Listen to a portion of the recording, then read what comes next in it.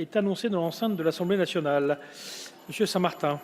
Oui, merci, Monsieur le Président. Avec cet amendement 318, essayer de démontrer effectivement qu'un État qui cède ses participations au capital d'Aéroports de Paris n'est pas un État régulateur qui s'éloigne. Bien au contraire, ça peut être un État régulateur qui renforce la protection justement des riverains sur un sujet très sensible qui a été mentionné avant, qui est celui des nuisances sonores, mais aussi de la protection de l'environnement.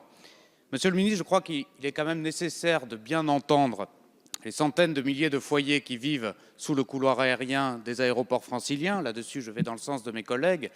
Pour ma part, il s'agit du couloir aérien de l'aéroport d'Orly. Je pense aux habitants de Villeneuve-le-Roi, Blon-sur-Seine, Boissy-Saint-Léger et d'autres communes environnantes. Je crois qu'il est nécessaire de, enfin, savoir renforcer la réglementation en termes de lutte contre les nuisances aéroportuaires.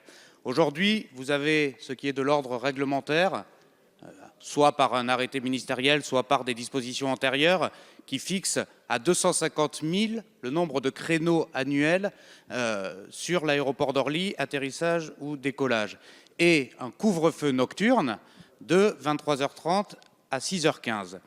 Il serait à la fois historique et extrêmement fort comme geste d'inscrire dans la loi et de rendre législatif ces deux aspects réglementaires actuels que sont le plafond des créneaux de vol et le couvre-feu nocturne. Démontrons avec cet amendement, Monsieur le Ministre, qu'un État qui cède ses participations au capital d'une entreprise publique n'est pas un État qui abandonne les riverains de l'aéroport. Je vous remercie.